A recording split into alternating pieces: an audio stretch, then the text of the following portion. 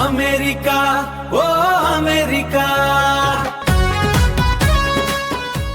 Cease fire మిన్ను విరిగి నేల మీద పడలేదండి. Everything was okay.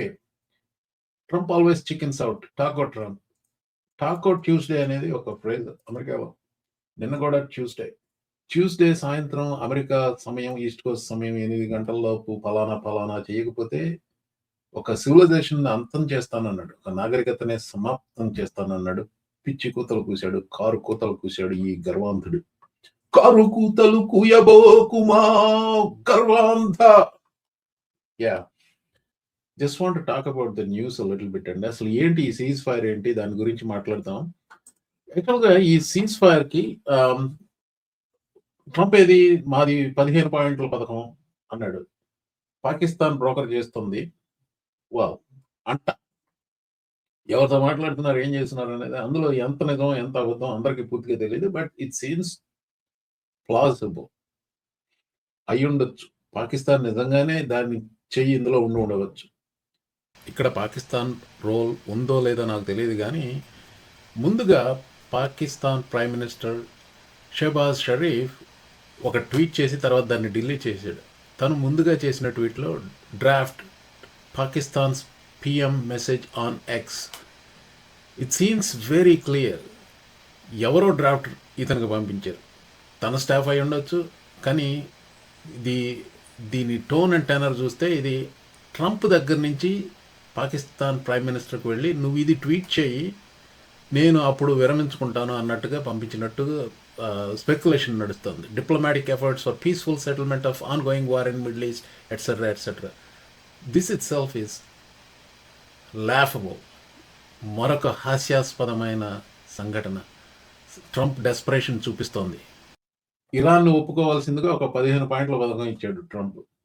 దానికి ప్రతిగా ఇరాన్ 10 పాయింట్ల పథకం వచ్చింది.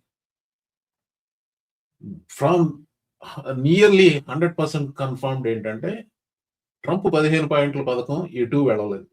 ఇరాన్ చేసిన 10 పాయింట్ల పథకం ఈ సీజ్ ఫైర్ కి మూల సూత్రం అన్నమాట.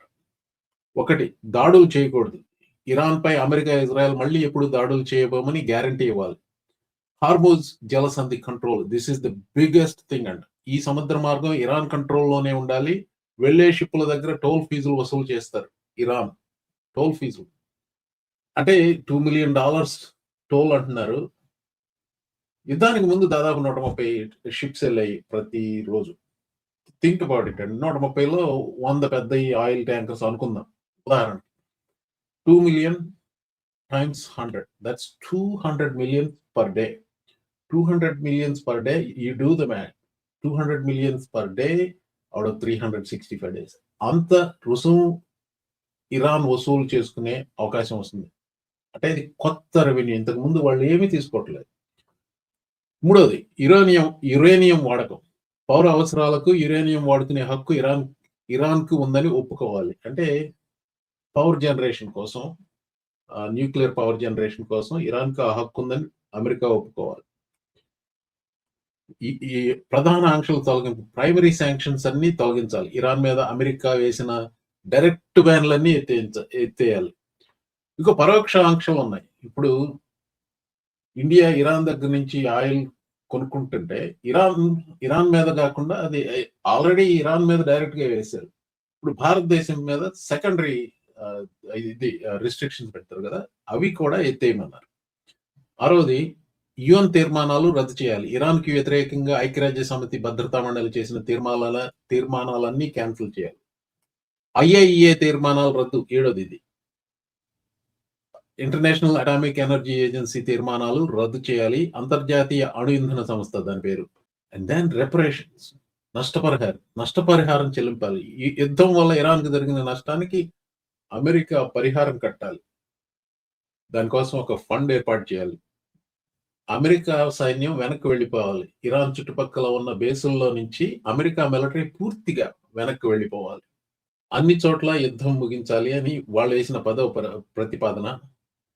ఇరాన్ వాళ్ళ మిత్ర దేశాల మీద, అంటే లెబనాన్, ఇరాక్, ఏమెన్ లాంటి చోట జరుగుతున్న అన్ని దాడులను నిలిపివేయాలి. ఇప్పుడు ఈ సీజ్ ఫైర్ అమెరికా ఇజ్రాయెల్ కోalition కి ఇరాన్ కి మధ్య జరిగిన ఒప్పందం అనుకుంటా. It is not 100% clear. Israel అన్నిటికీ ఒప్పుకుందో లేదా అన్నది మనకు తెలియదు. ఎందుకంటే ఒక విషయంలో ఆల్రెడీ చెప్పేశారు, మేము లెబనాన్ని బాధేస్తూనే ఉంటామని చెప్పేసి ఇజ్రాయెల్ ఆల్రెడీ ఒక ప్రకటన చేసింది. సో ఇది పరిస్థితి. I really wanted to make this serious, but also so much laughable stuff అండి ఇది. ఈ ఒప్పందానికి ఒప్పుకుంది అమెరికా. ఈ ఒప్పందం చూస్తుంటే ఎవరిది పై చేయని మీకు అనిపిస్తుంది? పీట్ హెగ్సెత్ అంటాడు ఈ రోజు ఉదయం, Iran begged for ceasefire. Hegseth అలాగే ఇరాన్ గాని నిరాకరిస్తే ఫస్ట్ టార్గెట్స్ పవర్ ప్లాంట్స్, తర్వాత బ్రిడ్జెస్, ఇట్లా చెప్పాడు ఈ రోజు ఉదయం after ceasefire announce. Pete Hegseth చెప్తున్న ప్రగల్భాలలోనే మరొకటి ఈ రోజు ఉదయం after ceasefire. It has been a threat. Iran has been a threat for 47 years and no longer under the decisive leadership of President Donald J. Trump. సరే ఒప్పుకోండి. Parallel గా Trump గారు ఇచ్చిన స్టేట్మెంట్ ఈ రోజు ఉదయమే, US will give sanctions and tariff relief to Iran. అంతేకాదు Trump ఇది కూడా చెప్పాడు, the United States will work closely with Iran, which we have determined has gone through what will be a very productive regime change. And then he went on to claim many of the 15 points have already been agreed to. No, they did not. No, it's not me saying. ఎవరు చెప్తున్నారు తెలుసా?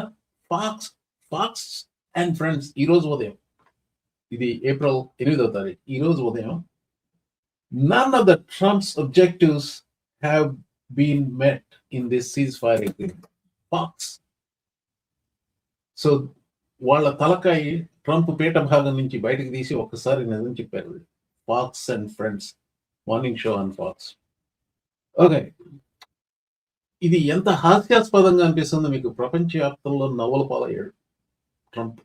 సరే ఒక్కసారి వెనక్కి తిరిగి చూద్దాం. 1 సంవత్సరం క్రితం ఇదే సమయంలో ప్రపంచాన్ని గడగడలాడిస్తున్నాడు కదా టారిఫ్ల పేరుతో. అందరూ మాట్లాడుకునేది, అమ్మో ఇంత విర్రవీగుడేంటి, ఇదేంటి, ఇదేంటి, అతని పొగరు గురించి, అతని పవర్ గురించి మాట్లాడుకుంటున్నారు. ఏమైందండి 1 సంవత్సరంలో? ఇప్పుడు హాస్యాస్పదం అయ్యాడు. అందరూ పీఠ భాగంతో నవ్వుతున్నారు. నాటుగా చెప్పాలంటే ముడ్డితో నవ్వుతున్నారు ట్రంప్ను చూసి. ఈ రోజు అతని పరిస్థితి అది.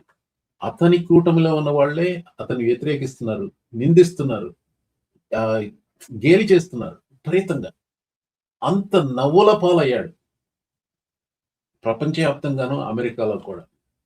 మేగన్ కెల్లీ ఇతగాడికి చాలా స్ట్రాంగ్ సపోర్టర్. విచిత్రం ఏంటంటే తను ఫాక్స్ లో హోస్ట్ గా ఉన్నప్పుడు ఒక డిబేట్ హోస్ట్ చేసింది ఫాక్స్ తరఫున.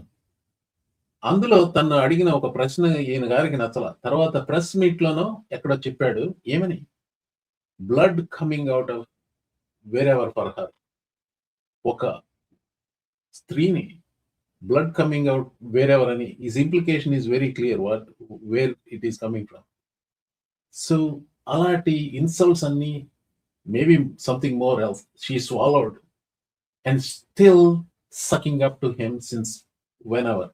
అక్కడి నుంచి ఎన్బీసీకి వెళ్ళింది, ఎన్బీసీ నుంచి ఫైర్ చేశారు. Then she started her own podcast. She is very popular. She says this.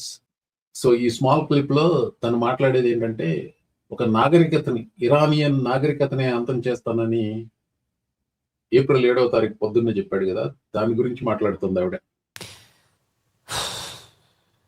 Now, as you can imagine, that post did not go over well with the Iranians or with many Americans. I mean, I don't know about you, but I am sick of this shit. I'm sick of it. Can't he just behave like a normal human? I mean, honestly, like the president, 3D chess, shut up.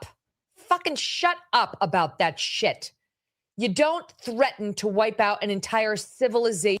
ముందుగా ఒక దీర్ఘమైన నిట్టూర్పు, ఆ తర్వాత I don't know about you, I'm sick of this shit. Can he behave like a normal human being? Oh, for God's sake, Megyn Kelly, tell me, when did he ever behave like a normal human being. Now you have an epiphany. I mean, oh my God, the hypocrisy of these people, not hypocrisy.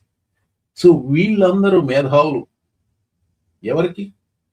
మెదడు మోకాల్లో ఉండి 3 సార్లు vote వేసిన Trump భక్తులకు, ఇంకా ట్రంప్లు అభిమానించే వాళ్ళకి. అసలు నేను మళ్ళీ చెప్తానండి, ట్రంప్కి 3 సార్లు ఓటేసింటే వాళ్ళని పర్మనెంట్ గా బ్యాన్ చేయాలి ఓటింగ్ నుంచి. I feel that strongly about it. Of course, it is meant to be provocative, but also there is a lot of truth in it. They misused a pious right they have. ఒక పవిత్రమైన హక్కుని దుర్వినియోగం చేశారు. వీళ్ళే ప్రతిసారి చెప్తారు, I didn't vote for this. Yes, you did. You voted for the guy who did this. నా ఓటాళ్ళు అరిచి గొంతు చించుకుని మరీ చెప్తున్నారు he's bad in every way possible అని. విషయం ఏంటంటే, even we didn't expect this kind of crazy shit. We thought it is possible, కానీ ఇంత దరిద్రంగా ఎక్కడి వరకు వస్తుందని మేము అనుకోలేదు. ఓకే, ఒక లైటర్ నోట్ తో ముగిస్తాను. జిమ్మీ కిమ్మల్ ఎద్దేవా చేశాడు డొనాల్డ్ ట్రంప్ ని లాస్ట్ నైట్. ఈ 2 వారాల గడువులు పెడతా ఉంటాడు చూసారా, దాని గురించి తెగ ఎద్దేవా చేశాడు Jimmy కిమ్మల్. And it's always 2 weeks. He's like a conscientious employee. He always gives 2 weeks notice. Way, I'm going. I'll add another 2-weeker to the reel because it's 2 weeks. It's always 2 weeks with a president who is too weak.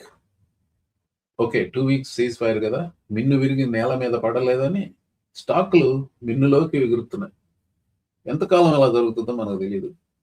నేనైతే ఇది ప్రశాంతత అనుకోలేదు. Before you know it, within few hours he will create some other క్యారస్ and then escalate చేస్తాడు. మళ్ళీ దాన్ని solve చేశాను అంటాడు, ఏదో చేస్తాడు. But one good thing is the world is laughing at him. Even America is laughing at him. But the problem is America is suffering because of him. ఒక last point అండి, నా వాట్సాప్ గ్రూప్ లో మా friend 1-2 లింకులు పెట్టాడు. ఏది YouTube లో వీడియోలో, అమెరికాలో ట్రంప్ పై అవిశ్వాస తీర్మానం ప్రత్యక్ష ప్రసారం అమెరికా నుంచి అంటూ ఒకటి, అలాగే ఇంకోటి ఏదో చూశాను. సో ద ఫనీ థింగ్ ఏంటంటే, it seems like well that applies to me also. Everybody is an expert these days. అమెరికాలో అవిశ్వాస తీర్మానం లాంటిది ఏం లేదండి. ఏది నో కాన్ఫిడెన్స్ మోషన్ లాంటిది అసలు లేదు ఇక్కడ. I mean, I don't know what these guys are smoking. ఏ రకం డ్రగ్స్ లో ఉన్నారో, లేకపోతే వాళ్ళు తెలుసు అనుకుని ఏం చేస్తున్నారో. I didn't watch that video. I don't want to waste my time. ఈ 25th అమెండ్మెంట్ గురించి ఎక్కువగా వినపడుతుంది. 25th అమెండ్మెంట్ అనేది ఇప్పుడు ఇంపీచ్మెంటే కష్టం అనుకుంటే అంతకంటే కష్టం 25th అమెండ్మెంట్. సో నా ఉద్దేశంలో it is not going to happen. The only possible way Trump presidency will end abruptly is, I mean, actuarial. Look it up what it means. If something happens to him, anaragyam kavachchu edaina kavachchu, if he drops dead, that's the only way he is not going to be president for the next 2 years and 10 months. అప్పటి వరకు ఈ పెంట తప్పదు అందరికి. నమస్తే.